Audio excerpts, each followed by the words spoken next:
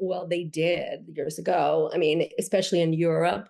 I didn't, that's like, what do you know at 14? How do you make a life choice at 14? And so I really You don't think they're know. bitter?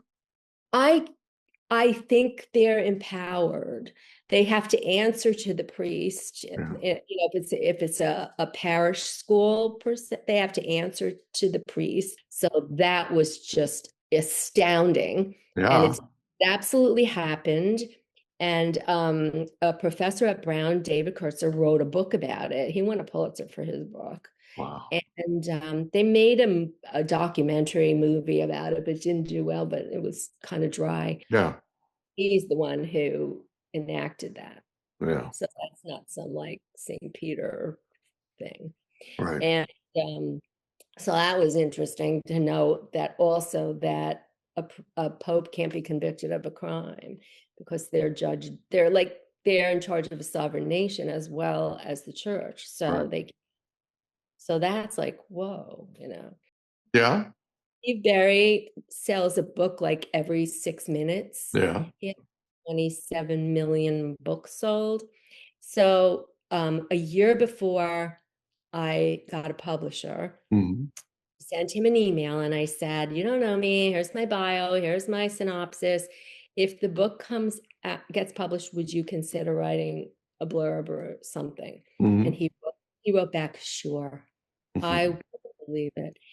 Did you know there's a technology that's actually an app on your phone that uses sound waves to tell your brain what you want your brain to do? We had a young man that was on a guest on our podcast, the Mike Litton Experience, who had a traumatic brain injury. He was sleeping 3 hours a night. He's using NewCalm now and he's sleeping more. Go to newcalm.com, Mike15 promo code. Newcalm.com, promo code Mike15 for an extra 15% off. Go today. Welcome to the Mike Litton Experience podcast. Everyone has a story, and our passion is to help them tell it.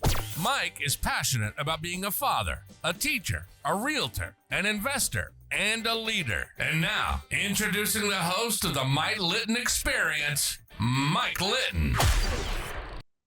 Joni Marie Iraci, thank you so much for being our guest on the Mike Litton Experience. We're super excited for our time together. But like we talked about before we hit record, everybody has a story, and our passion is to help them tell it. So with your permission, we're going to start with where you were born, go up to today, and then we want to talk about this book you wrote called Vatican Daughter.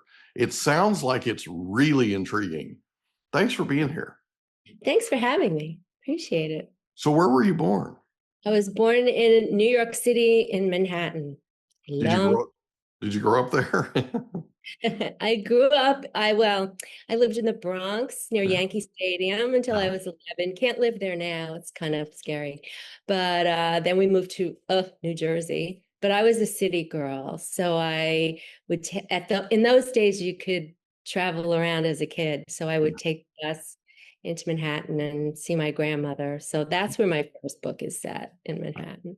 I love that. It's kind of about her. So yeah. And then I stayed there in New Jersey until I could escape. And then I went back to the city where I worked as a nurse. I was an RN, I'm retired. And I always wrote, so in some fashion, but I wouldn't say that I could put it out in the world until I was armed to the teeth with credentials. Okay. That's the way I work. So my children were still bungee corded to the nest, but they could get into the house by themselves. So then I went back to school. I finished undergrad as an adult, which was interesting. I was with a whole bunch of young people, very young, but it was fun. I was everybody's mom. I learned a lot. The professors were great.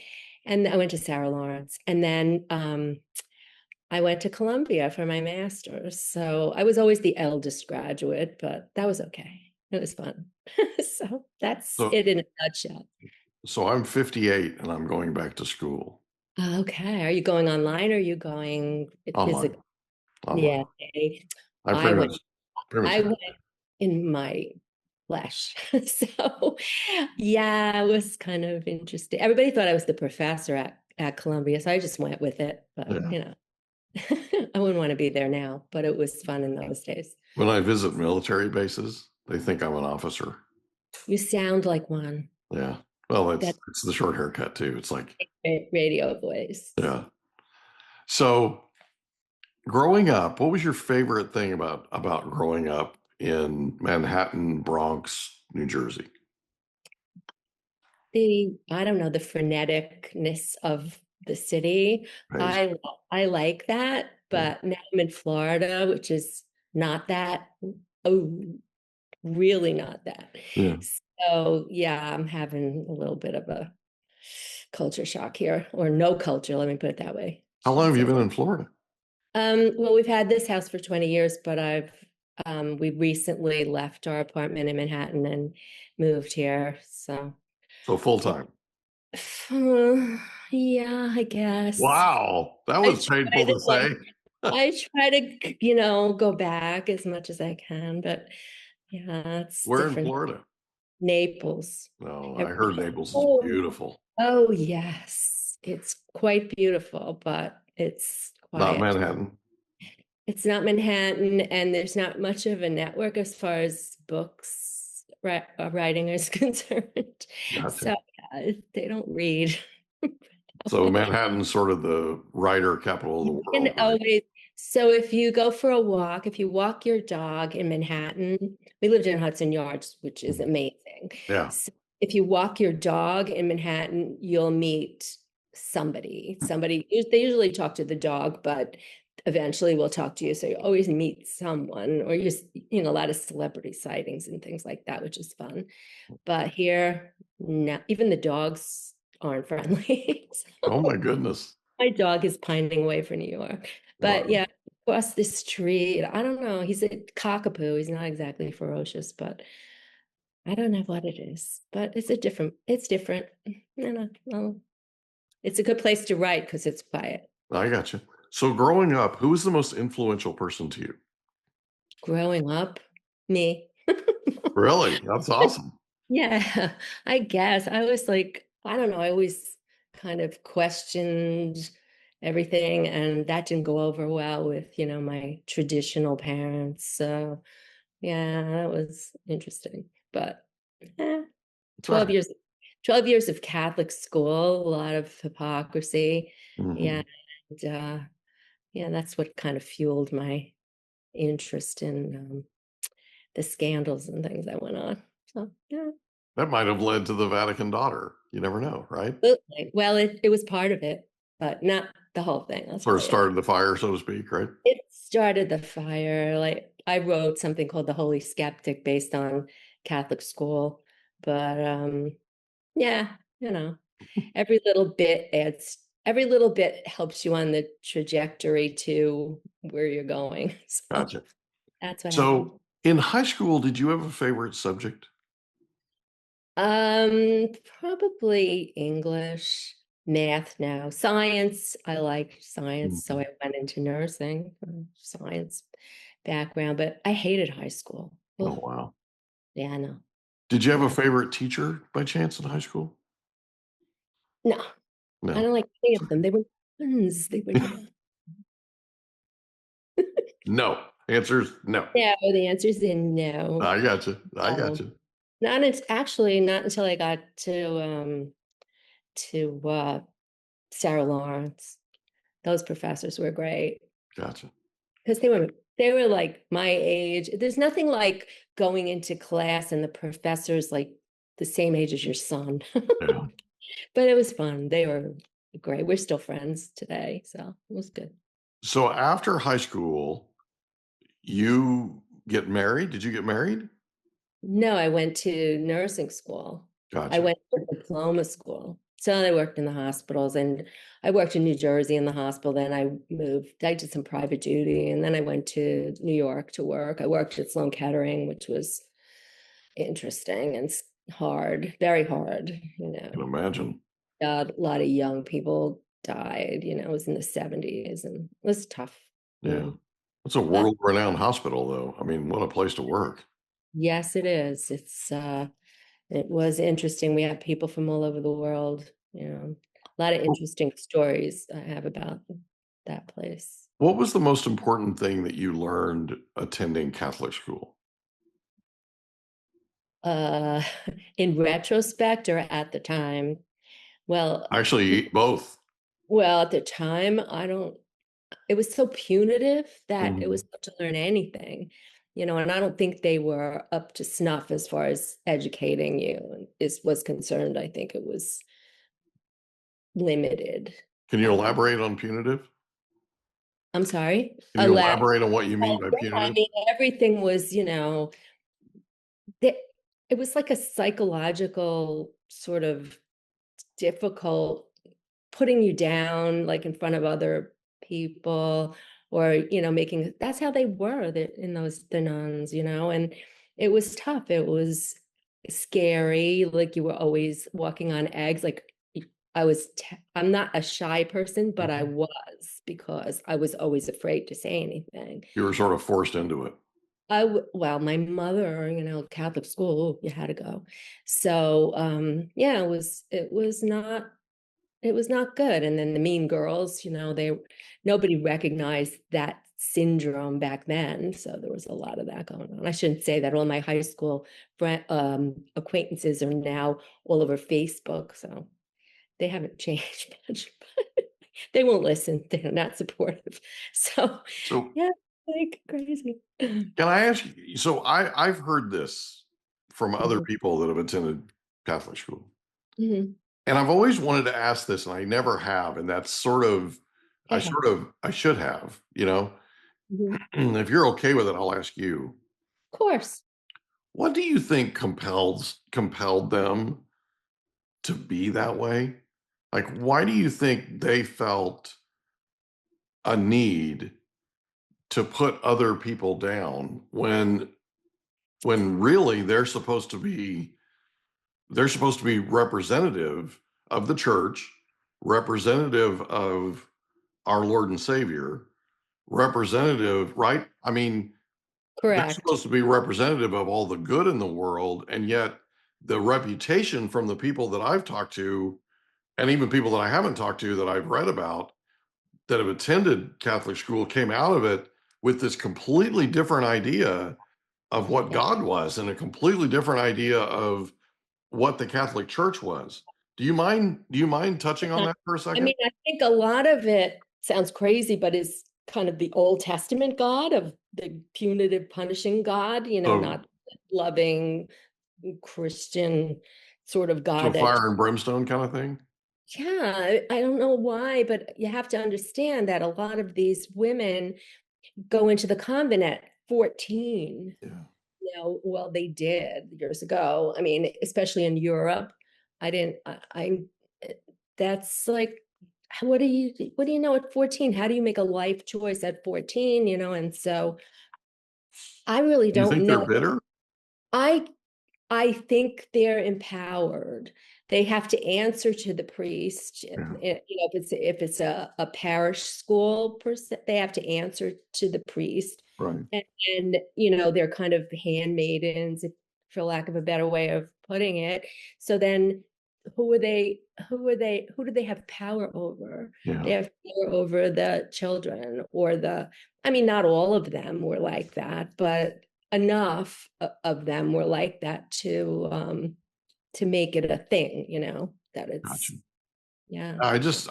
It intrigues me because Yeah, it's just the opposite of what you would think it is. someone would experience Right. attending. You know what I mean? And it's just, I know. I always wondered, like, when does Christ kick in here? yeah, Where is that? like what are Yeah. we missing? You know what I mean? I didn't experience it.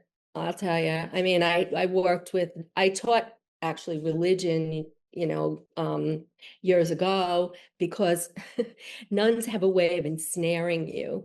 So I was signing my children up for CCD, they call it. So it Mhm. was like after, because you're conditioned. It's like it Yeah. becomes like a thing, like you're indoctrinated in childhood. So Yeah. then you're compelled to, like, oh my God, I gotta get my kids have to be, Are you they went, almost afraid not to enroll your kids yeah, in oh yeah, in that because school? my mother would have erupted like a Yeah. volcano, so they went through the whole thing. So I taught every grade because I didn't like what they were saying, like your dog can't go to heaven. You're going to tell that to a 7-year-old? My Yeah. son came home crying, or Mrs. Whoever is going to hell because she's divorced. I'm like, oh my God, so Yeah. I started teaching. So they love me, those kids, we had a good time, and not so much the priest. That's a whole nother story. But the nuns who ran it, they were sweet, but I wasn't a kid, so I didn't really, they were nice to me because they needed me. So I did that, and I fought with the priest all the time. Mm. Big fights. Wow.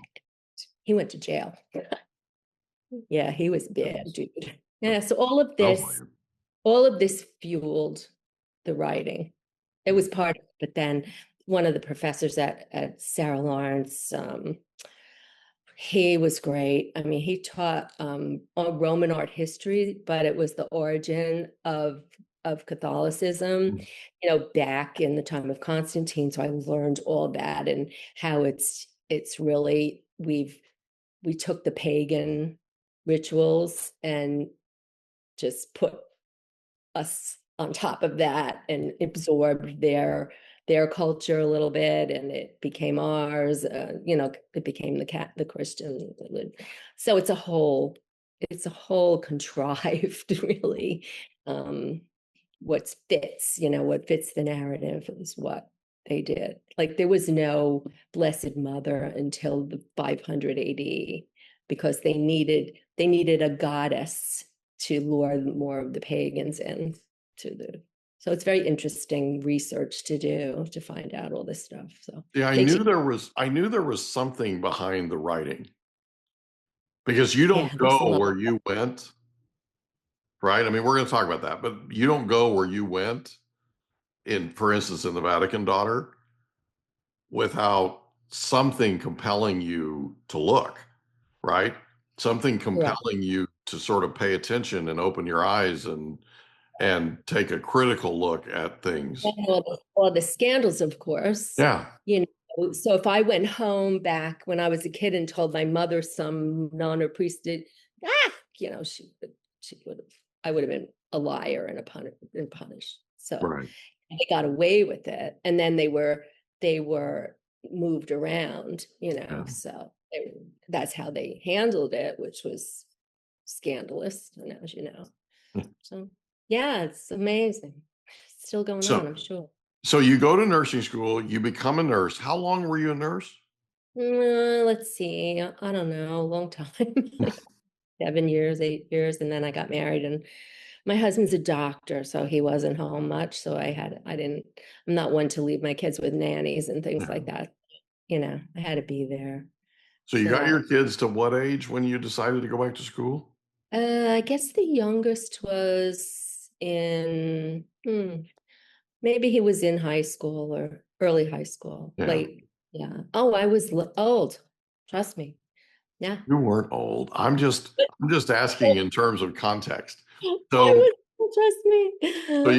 you go back to school, I and did. what degree do you earn? What undergraduate degree do you earn? I earned a BA from Sarah Lawrence, but that's a liberal arts college, but you Yeah. have concentration. So I concentrated in writing. Gotcha. Everything was writing. I didn't have to take a test, thank God. I didn't have to take SATs. The what do you call it? The registrar loved nurses for some reason. So I got 45 credits because I had had a year of college beforehand. So I got 45 credits for just existing. And then it was grueling though. Everything, I mean, I'm not talking writing like a 3 pages. You had to write 27 pages for every class. Like at the end, that was your test. That was your exam. Wow. So I did really well. So I can imagine you did. I loved it. So I was into it. So it was Yeah. great. I took all kinds of stuff like film. And you were more mature too, right? So Hope you were in a so. different place where you were appreciating, I think, probably the Right. education more and the It opportunity. wasn't easy. I mean, a lot of the women professors were like, what are you doing here? You're just a bored housewife. Mhm. So I had to deal with that. It's Yeah. okay. That's better than the nuns though, right? Better than the nuns. Somewhat better. Like, So you decide to go to graduate school at Columbia of all places. I don't decide, they decide to take me. That's how it works. Really? Oh yeah, you don't just go. Are you Okay, kidding? so hold on, explain this, because most Okay. people apply to Columbia. They don't get drafted. Oh no, I applied and I was like, I applied on a lark because I thought, why not? I'll try. Let's see what happens. I'll never get in because Columbia, come on. Yeah. And writing, I don't know. I mean, they're brainiacs. These kids are Yeah. brainiacs. So I get jury duty. I had 3 months of federal criminal court in downtown Manhattan. Scary. And I come home after getting picked for jury. I come home and my son said, a professor called you. They call you up to accept you. So I thought, oh, this is really a joke. Yeah. And I called her back and I'm like, who is this? Right. I have no luck. I just Right. got picked jury. No, I'm serious. I'm serious. So yeah, I got accepted. It was amazing. Yeah, it was interesting because they paint everybody with the same brush. Mhm. So I get there and we had to listen to hours and hours of how to handle sexual harassment. Well, I hadn't had a date since Carter was president. So what do I need to listen to this for? So I stand up to leave and I get screamed at. You have to sit down. It's mandatory, So it was comical, but I went with the flow. Yeah. And the kids were great. I mean, they were not kids, but they were. And we bonded and I helped them. A lot of them write. Everybody thinks they can write medical stuff. So the medical stuff was outlandish. So I helped them with that. And they helped me with technology, which was the bane of my existence. So that was fun. That's how it goes. And then I wrote my first book was my thesis. And I lucked out. I had the thesis reader was the former editor of Harper's. He's a character, and Wow. he took forever to read it and Mhm. critique it. And you can't graduate until they finish it. So I was all over him. I'm like, you ever going to finish this? Yeah, I'm going to. But he liked it, but he told me I needed to roll up my sleeves and rewrite it, or then he had some curse words, I could say to him. And I just said, it's amazing what they write in your critiques in these scholars. Like, it's just amazing. And I did. I wrote the whole thing over, and then that was published in 2019. But as far as the Sarah Lawrence, and when I took that art history, Roman art history class, they don't give you grades, and the grades are only for purposes of transfer.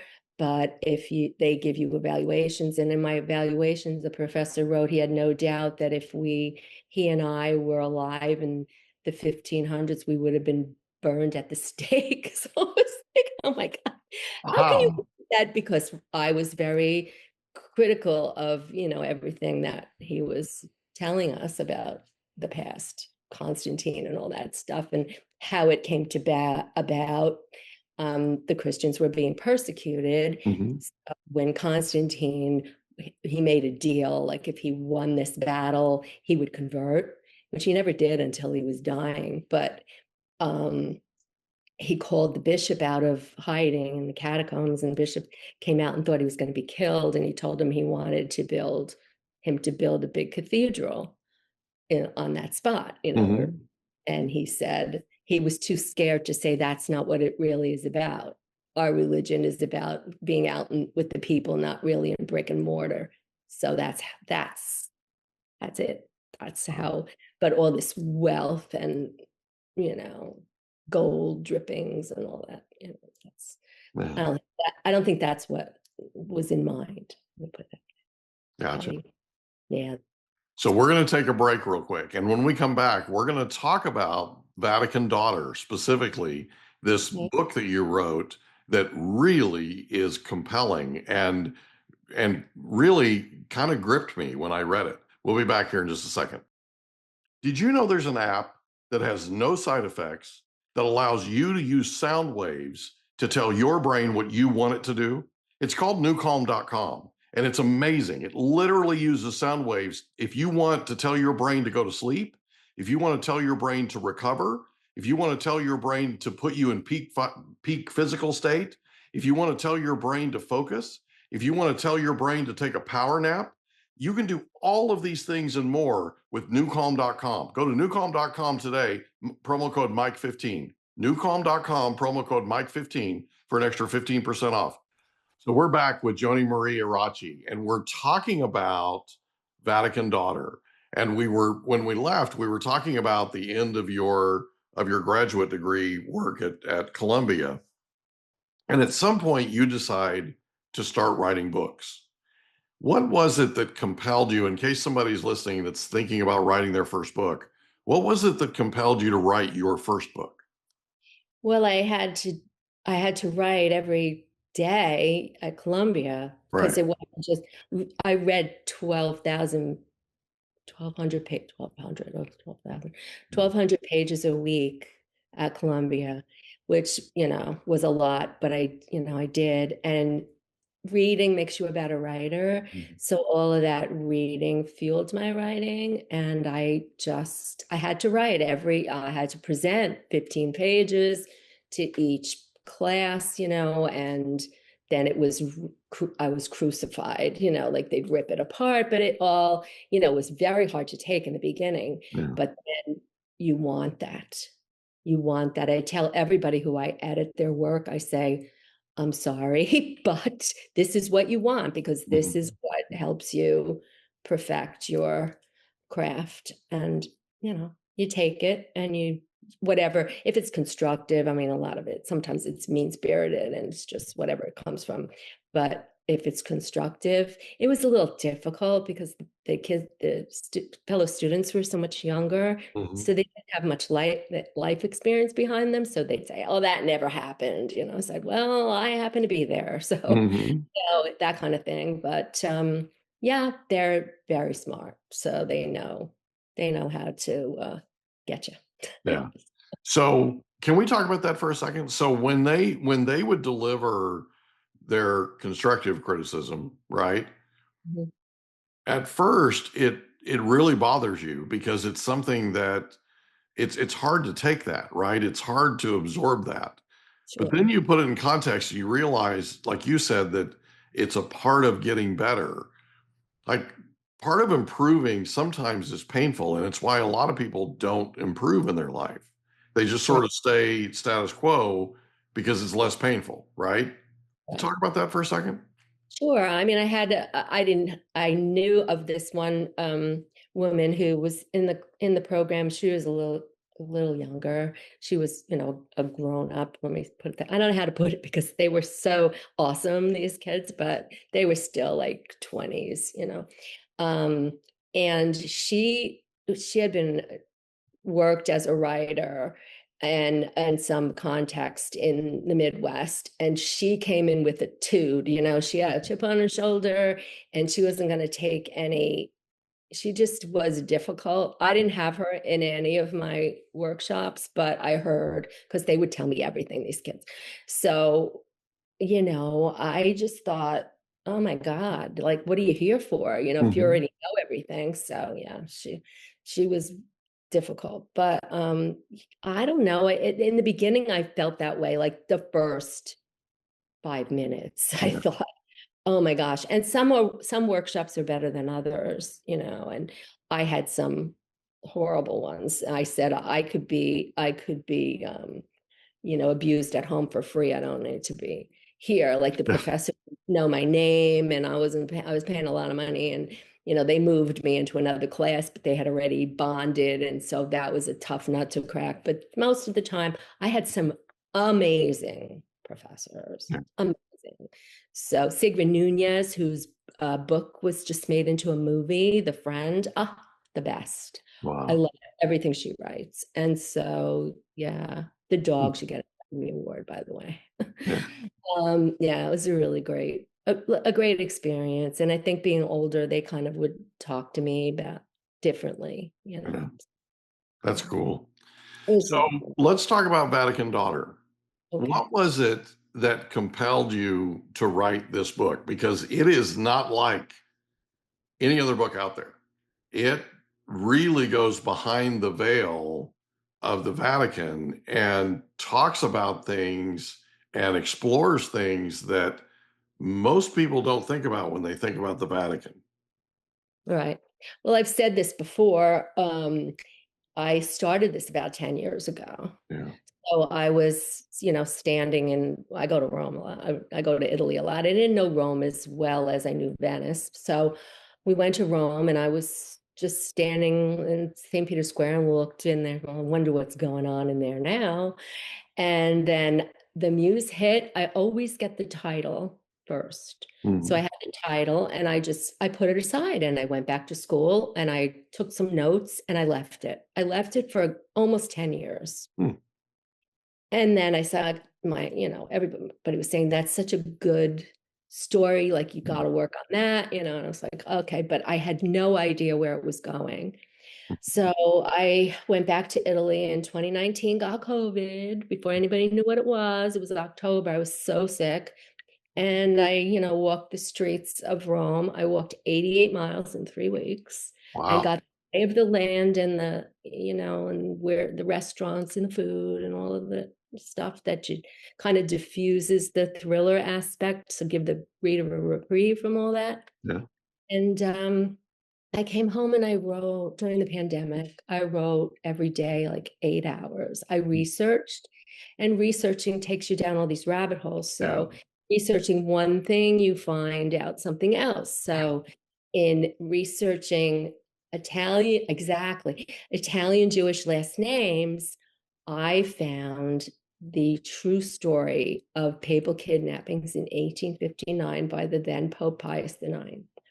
So that was just astounding. Yeah. And it's absolutely happened. And a professor at Brown, David Kurtzer, wrote a book about it. He won a Pulitzer for his book. Wow. And they made a documentary movie about it, but it didn't do well, but it was kind of dry. And that happened. And that was, Jewish children from the ghetto. This one particular child, there were several that were taken, but one particular child was living in Bologna in the Jewish ghetto, because it was before Italy was it was the Papal States. It was before it was united. Right. The Pope had them all in the ghetto, and they were wealthy merchants, and they hired illiterate Christian servant girls to work on the Sabbath. So then one of them saw this child was sick and the parents were sitting vigil. So when they weren't looking, she baptized the child because she thought he was dying, and then reported it to her parish priest. And it was illegal for a Jewish family to raise a Christian child. So they swept in and took the kid at the age of 6 and they never got the child back. It was a little known story because the Catholics were embarrassed by it and the Jews were embarrassed by it that they let it happen. So but that was like, whoa, this is kind of resonated with my story. The problem now is, for some reason, AI has decided that my book is about Emanuela Orlandi, who was the Vatican girl. She lived in the Vatican. Her father was worked in the Vatican City, and she was kidnapped or taken, vanished out of thin air in 1983. So if you Google Vatican Daughter, she comes up. So I don't know how to fight AI. So I just see what happens. Like, I don't know. But anyway, so I've been an uphill battle. I went down, all these stories that I've, little tidbits you find out about what really goes. I mean, I don't know. It is fiction, so I don't want to say, but I did a podcast in April, and the host said, I believe this entire story is so plausible, except an American Pope, that'll never happen. Interesting. I heard that a lot. Isn't that a riot? So I almost went off the road. I was driving, and then I emailed him, but I haven't heard back. Oh, I don't know. Anyway, there were a lot of people that espoused that. There were a ton of people out there that said that there would never be an American Pope because of all the resentment between the European side of the church, or basically Mhm. the world, right, of the church, and the American. Well, And I guess, yeah. Well, I guess the conclave thought that we're going down the tube, so, maybe that would help. I don't know. But maybe. yeah, I don't know. We'll see. What do But you think of the new pope? I don't know. I don't know. It's too early to tell. They should stay in their lane. I mean, why do they have to stay in your lane? You have a wall around you. So Yeah. what do I don't know. We'll see what he does. I don't know. Well, I heard he's a White Sox fan. He seems, they say he's Well, that really nice. They interviewed his brother. is His that brother important. is a real nice guy. He seems like a real nice guy. Being a White Sox fan, like, have an impact on like No, anything. no. It just goes to what sort of person he is. That's all. Okay. All right, I'll take your word for it. You know, it's just one thing. It's one thing to kind of get to know him. And Hilarious. I Um, love I loved learning about Pope Francis yeah. just because he was an intriguing character, right? And he was Mm, super conservative and super simple, and went to great lengths to make sure that he reached out to like prisoners yeah. and people that were homeless, and just I just Well, that's what really, we're supposed to do. yeah, well, I love the fact that he led by example the way he did. That was my biggest thing. So I know Vatican Daughter is based on some fact, right? It's based on some facts, but it is fiction. Right. So writing this book, what was the number one thing that you learned writing it? Well, in the research, I learned that in addition to being infallible, which interestingly, Pius IX, who kidnapped all those kids, Yeah, he's the one who enacted that. yeah, So that's not some like St. Peter thing. right, And so that was interesting to know that also that a pope can't be convicted of a crime because they're in charge of a sovereign nation as well as the church. right. So that's like, whoa. So it's kind of like the Thornbirds meets the Da Vinci Code. Somebody wrote that, and meets book club fiction. We'll see. I don't know. So, but all of that, yeah. So somebody said, an interviewer said, in discussing conclave, she said that Vatican stories are catnip for Hollywood. So that would be nice. But Why do you think that is?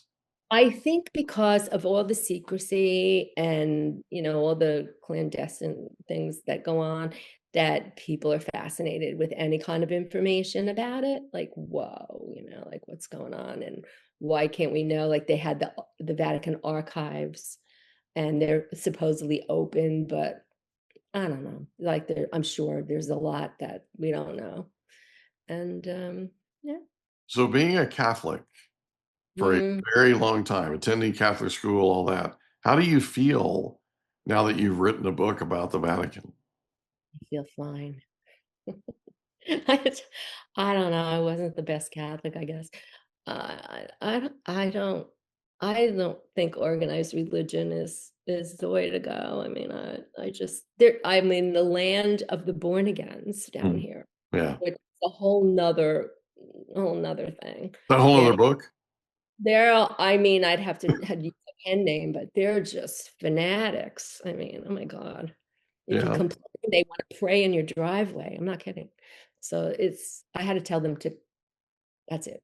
yeah. Don't tell me any more about it. Yeah, yeah. I don't know what they're looking for, but mm, it's Did you different. ask them what they're looking for? Well, I don't know. One of them I know has been to like 12 churches in a year. Like it keeps moving around. Like there's some of them are like these mega churches with like, like the righteous gemstone kind of people. Mhm. And yeah, no, I Nothing shied away. like nothing like nomadic Christians, right? Like make up your mind. I don't know. Like just, but they won't do anything to help you. That's what I don't get. Like so what are you doing here? Isn't that what we're Like supposed to be doing? that's what I thought, but apparently not. They don't, it doesn't click. It doesn't like, it's funny.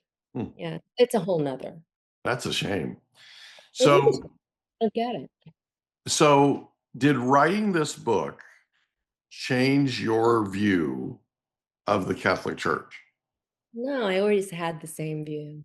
I mean, I had all these thoughts in my head, like what, with some of these priests Mm.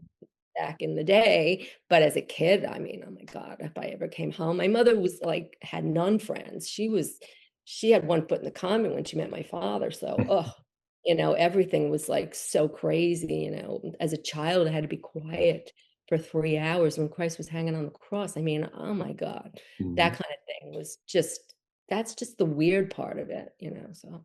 I Yeah. got you. Yes. You know, I don't think that's what anybody had in mind. Like, Did writing this book change you at all? I learned to do podcasts and radio interviews. I think I'm like getting better at it. You are. You're doing I'm good. not nervous about it anymore. Like, I don't know, standing up in public is a whole different thing. People have different ideas. I went to a book event, a book Mhm. festival in Vermont. Who knew they had tornado warnings in Vermont? They had to cancel like most of it. And then the stragglers came through and they want to know the entire story before they'll commit to buying a book, but they wouldn't buy a book. So I'm like, well, it's about the first American Pope. I should have said a first American Pope, not the first American Pope. So this was a week after he was elected. And they're asking me, oh, did you know him? Yes, I published a book in a week. I'm a miracle worker. I published it, I wrote it, I published it, and there it is. So, it's interesting. It's been an interesting journey. I mean, it's fun. We'll see. It would be nice to have sales. I don't know. We'll see. Did well in pre-order, so we'll see. So are you doing a lot of book signings? Are you out amongst the people? Um, no, I'm not, because there are no readers down here. But I haven't yet, but I'll probably go back to New York to do it because here is not. Have you done any book signings? Yeah, I did a little bit, but not How'd they really. go? Not well. Really? Well, it was in Vermont, yeah. I Yeah. mean, the book's been out for a month, so I have time. But you know, it's a process. You have to just keep So, putting. I just took this webinar, an Authors Guild webinar on mhm. social media. It makes my hair hurt. Oh my Oh, God.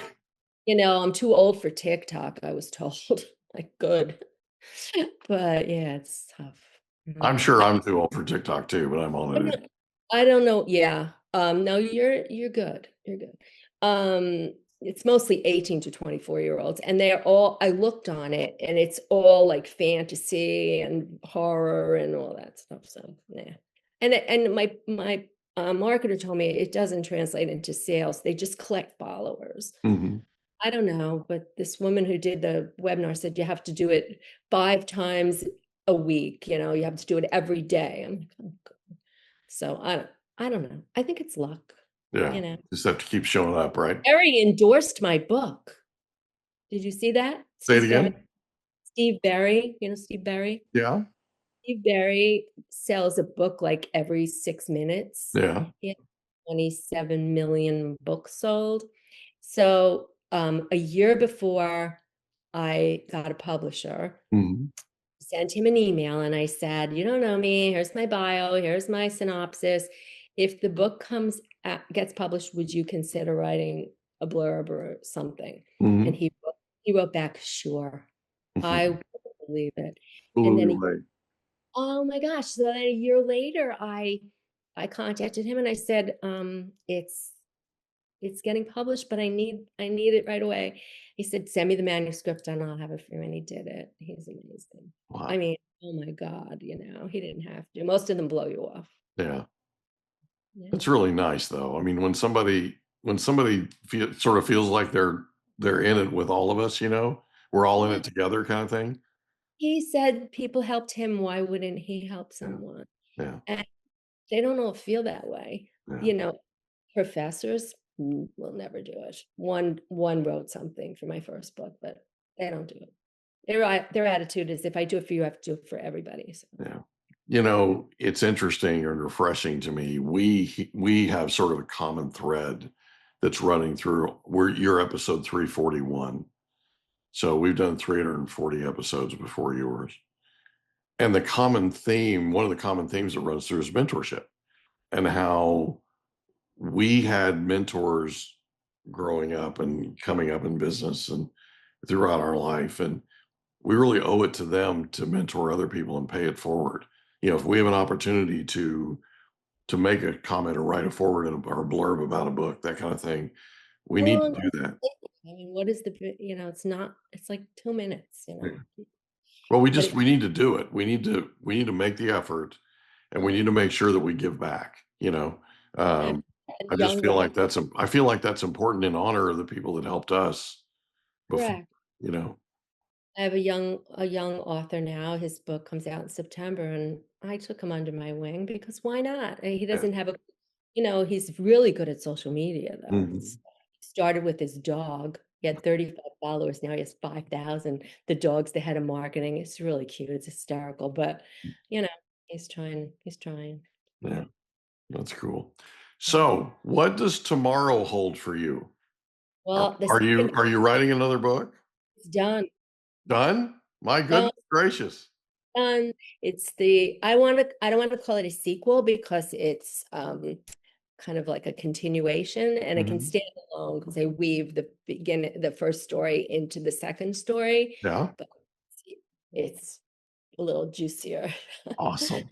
So will you come back on and promote that? I would love to. So We'd love to have you back. How do I reach you without paying big bucks to my marketer? Can I just contact you? Of course. You have my contact information.